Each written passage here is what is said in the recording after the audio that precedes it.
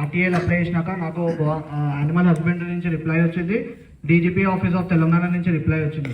First మనకి ఏంటంటే animal husbandry వాళ్ళు ఏం చెప్తున్నారంటే, మేము యానిమల్స్కి సంబంధించిన కంప్లీట్ వెటర్నరీ మెడిసిన్స్ కానీ అన్ని ప్రొవైడ్ చేస్తున్నాం ప్రతి యానిమల్కి అని చెప్తున్నారు. ఆ మెడిసిన్స్తో పాటు ఏదైతే యానిమల్స్ని రెస్క్యూ చేస్తున్నామో మనము, ఆ రెస్క్యూ చేసిన యానిమల్స్ని ఏ షెల్టర్లో దింపుతున్నారంటే వాళ్ళ దగ్గర ప్రాపర్ డేటా లేదు.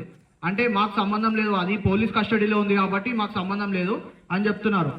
మళ్ళీ ప్లస్ ఏమంటున్నారంటే బక్రీద్ టైంలో మెయిన్గా మనం ప్రాబ్లమ్స్ ఫేస్ చేసేది బక్రీద్ టైంలో వాళ్ళు ఇచ్చిన గవర్నమెంట్ రిప్లై ఏముంది అంటే, గవర్నమెంట్ ఏం చెప్తుందంటే ప్రతి చెక్ పోస్ట్ లో ఈ పేపర్ లో ఏదైతే ఉందో ఇది ఆల్ ఓవర్ తెలంగాణలో ఏ చెక్ పోస్ట్ లో ఏ పోలీస్ ఆఫీసర్ దగ్గర ఎంతమంది వెటర్నరీ హాస్పిటల్ డాక్టర్లు ఉంటారో కంప్లీట్ రిపోర్ట్ ఉంది, వాళ్ళ నంబర్తో సహా ఇక్కడ ఉంది. ఏ చెక్ పోస్ట్ లోనన్నా ఈసారి బక్రీద్ లో ఎవ్వరు వెటర్నరీ డాక్టర్ లేకపోయినా మనం ఆ నంబర్ కి ఫోన్ చేసి నువ్వు ఎందుకు లేవు డ్యూటీలో అని అడగొచ్చు మనం. ఫస్ట్ పాయింట్ ఇది. ఆ డ్యూటీలో కంపల్సరీ 24/7 ఆడ వెటర్నరీ డాక్టర్ ఉండాల్సిందే చెక్ పోస్ట్ లో లేదంటే మనం ఆ చెక్ పోస్ట్ మీద కంప్లైంట్ ఇద్దాం. డీజీపీ ఆఫ్ తెలంగాణ నుంచి కూడా వచ్చింది, మేము బక్రీద్ టైంలో ఇన్ని చెక్ పోస్టులు పెడుతున్నామని, ఆ చెక్ పోస్టులలో కూడా వెటర్నరీ డాక్టర్ ఉండాలనే వచ్చింది డీజీపీ ఆఫీస్ నుంచి రిప్లై కూడా. గవర్నమెంట్ ఆఫ్ వెటర్నరీ డిపార్ట్మెంట్ కూడా వెటర్నరీ డాక్టర్ని పెడుతున్నామని చెప్తుంది, కానీ మనం ఎప్పుడు చూసినా వెటర్నరీ డాక్టర్ ఉండడు చెక్ పోస్టులలో. వెటర్నరీ డాక్టర్ ఖచ్చితంగా ప్రతి ఒక్క క్యాటిల్ని చెక్ చేసి పంపిస్తామని వాళ్ళు గవర్నమెంట్ రిప్లై మాత్రం ఇచ్చింది. ఒకవేళ వాళ్ళు ఇచ్చిన రిప్లైకి తగ్గట్టు వాళ్ళు పని చేయకపోతే మనం ఈసారి ఖచ్చితంగా పిల్ వేయడం కానీ హైకోర్టులో కానీ, లేదా మనం ఎలా లీగల్గా మూవ్ అవ్వాలో అది మూవ్ అయిదాము. ప్లస్ ఇంకొకటి ఏంటంటే కేర్ అండ్ మెయింటెనెన్స్ ఏదైతే మనము పిటిషన్స్ చేస్తున్నామో కేర్ అండ్ మెయింటెనెన్స్, ఆ పిటిషన్స్ ఓన్లీ హైదరాబాద్ లో ఉండే గోశాల మట్టుకే పరిమితం అవుతున్నాయి.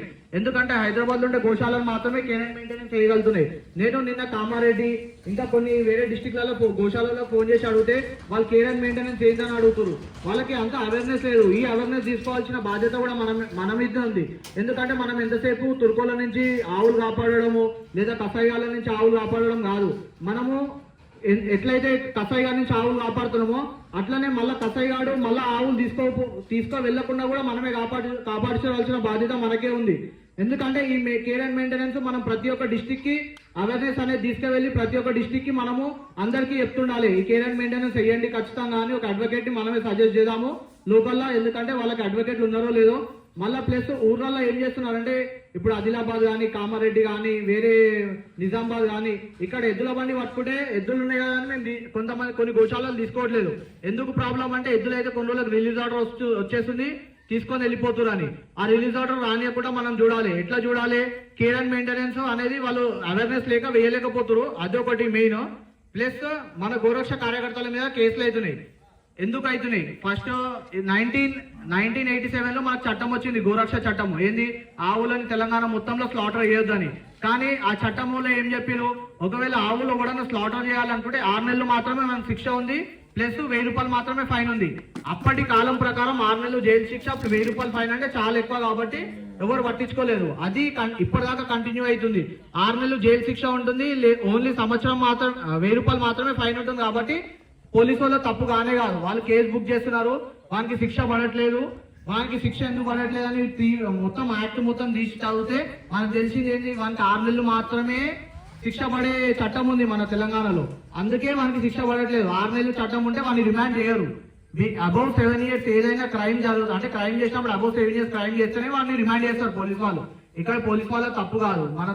మనము ఎవరికి గవర్నమెంట్ కి రిక్వెస్ట్ చేయాలి ఏమని, ఏదైతే కౌ స్లాటరింగ్ యాక్ట్ ఉందో దాన్ని తీసుకువెళ్ళి గుజరాత్, మహారాష్ట్ర, ఉత్తరప్రదేశ్ లాంటి స్టేట్లలో అబౌవ్ 7 years అబౌవ్ 10 years ఉంది పనిష్మెంట్. ఆ పనిష్మెంట్ కి దీన్ని ఈక్వల్ చేయమని అప్పుడు మనం గవర్నమెంట్ కి రిక్వెస్ట్ చేసినప్పుడు పోలీసు వాళ్ళు మనం డ్రైవర్ ని రిమాండ్ చేయొద్దని వాళ్ళే రిమాండ్ చేస్తారు. ఎందుకంటే ఆల్రెడీ చట్టం ఉంది కాబట్టి. ఈ చట్టం ఏం చెప్తుంది అంటే ఓన్లీ 6 నెలలే ఉంది కాబట్టి రిమాండ్ చేస్తలేదు ఈ చట్టం. ఫస్ట్ ఇదొకటి. ఇంకొకటి వచ్చేసి ఏంటంటే పోలీసు వాళ్ళు వాడు మన మీద కేసు పెడితే మనం కొట్టినట్టు అసాల్ట్ కేసు ఇవన్నీ పెడుతున్నారు. ఆ శిక్షలు ఎప్పుడన్నా 2-3 సంవత్సరాల మించినే ఉంటాయి ఒకవేళ కోర్టులకు వెళ్తే. మనం ఏం చేస్తున్నాము, ఓన్లీ కౌ స్లాటరింగ్ యాక్ట్ పెట్టి ఆపేస్తున్నాం. అది కాకుండా వాడు మన మీద కేసు పెడితే మనం కూడా రిటర్న్ మన మీద పెడతాం ఫేక్ కేసులు. వాడు పెట్టినప్పుడు మనం కూడా ఫేక్ కేసులు పెడతాం. వాడు ఎట్లా ఇప్పుడు వాడు తీసుకోలే, ఎస్ఐ తీసుకోలే, సిఐ తీసుకోలే, మనం ఏ లెవెల్లో ప్రెషర్ చేయాలో ఆ లెవెల్లో చేద్దాం. ఇక్కడ మా నాన్న శేఖర్ అన్న కూడా హ్యూమన్ రైట్స్ నుంచి మనకు సపోర్ట్ చేయకున్నాడు. ఒకవేళ వాళ్ళు కేసు మన నుంచి మనం ట్రై చేద్దాం కేసు పెట్టడానికి. ఒక కంప్లైంట్ రాసిస్తాం, ముఖం మీద కొడదాం. వాళ్ళు కంప్లైంట్ తీసుకున్నప్పుడు అప్పుడు చూద్దాం. వాడు మనం ఎంతసేపు కేసు పెడుతున్నాం ఏంది, ఓన్లీ మనకు 6 నెలలు జైలు శిక్ష 6 నెలలు శిక్ష పడేదే పెడుతున్నాం. 6 నెలలు శిక్ష లేదా 1000 రూపాయలు ఫైన్. వాడు ఏం చేస్తాడు, శిక్ష పడితే శిక్ష పడుతుంది. ఎందుకంటే ఇప్పుడు తెలంగాణలో బడ్జెట్ కూడా లేబట్టి కోర్టులు ఏం చేస్తుంది, ఓన్లీ ఫైన్ వేసి పంపిస్తుంది. పైసలు కడతావు రిమాండ్ పంపించాలని అడుగుతుంది. అప్పుడు ఆడు ఏమంటాడు, పైసలే కడతాను పైసలు కడుతున్నాడు. కాకపోతే మన కేసులు వచ్చేసరికి ఏమైతుంది, మనకు 2-3 సంవత్సరాలు శిక్ష పడే సెక్షన్లు పెట్టేసరికి మనకు ప్రాబ్లం అవుతుంది. మనం ఏం చేద్దాం, ఇప్పటి నుంచి మనం కూడా కౌంటర్ కేసులు పెడదాం. ఇప్పుడు వాడు ఒక ముస్లిం ఉన్నాడు అనుకో, లేదా ఏదైనా హయ్యర్ కాస్ట్ ఉన్నాడు అనుకో, వేరే కాస్ట్లను పడి ఎస్సీ ఎస్టీ మనం కూడా పెడదాము. లేకపోతే వేరే ఫేక్ కేసులు మనం కూడా పెడదాము. అప్పుడు పెడితే కేసుకి కేసు కౌంటర్ అవుతుంది. అప్పుడు వాడు కూడా మనకి కాళ్ళ దగ్గరకు వస్తాడు. అందరికి ధర్మం కోసం చేసే కేసులన్నీ ఫ్రీగా చేయండి.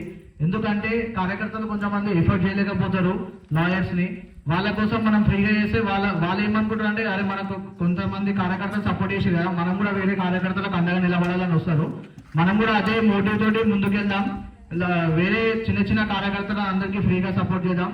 ప్లస్ ఒకటి ఏంటంటే, మనం ఆర్గనైజేషన్ స్టార్ట్ చేసినాం కదా, ఇన్సూరెన్స్ అనేది ఎవరికి లేదన్నా, జస్ట్ మనము 300 to 500 రూపీస్ మిడిల్ లో కడితే మనకు ఒక 1 year ఇన్సూరెన్స్ వస్తుంది. ఆ ఇన్సూరెన్స్ కూడా తీసుకోమని నేను ఒక చిన్న సజెషన్ చేస్తున్నాను అందరికి మన ఆర్గనైజేషన్ నుంచి. అది తీసుకుంటే ఏమవుతుంది అంటే, మీరు ఇండివిజువల్ గా ఇన్సూరెన్స్ తీసుకుంటే 3,000 to 5,000 అవుతుంది. బట్ ఆర్గనైజేషన్ పాన్ కార్డ్ ఇవన్నీ యూజ్ చేస్తే మీకు 300 to 500 లోపు 1 year ఇన్సూరెన్స్ వస్తుంది. ఏంటంటే మన గోరక్షకనే కాదు, వేరే ఎక్కడికి వెళ్ళినా అన్ఎక్స్పెక్టెడ్ మూమెంట్ మనకి ఏం జరగదని, జరిగితే ఒకవేళ ఇన్సూరెన్స్ అమౌంట్ తోటి మనకు కవర్ అవుతుందని మనం ప్లాన్ చేస్తున్నాం. ఇది కూడా మేము కార్యాచరణ తీసుకొచ్చినాము. జస్ట్ గ్రౌండ్ లెవెల్ అప్లై చేయడం పెండింగ్ ఉంది. బ్యాంక్ వాళ్ళతో అన్ని మాట్లాడి సెట్ చేశాము. జస్ట్ గ్రౌండ్ లెవెల్లో కార్యకర్తలు రెడీ ఉంటే ఆ ఇన్సూరెన్స్ కూడా అందరికి ఇప్పేయడానికి రెడీగా ఉన్నాం మనం. జై శ్రీరామ్.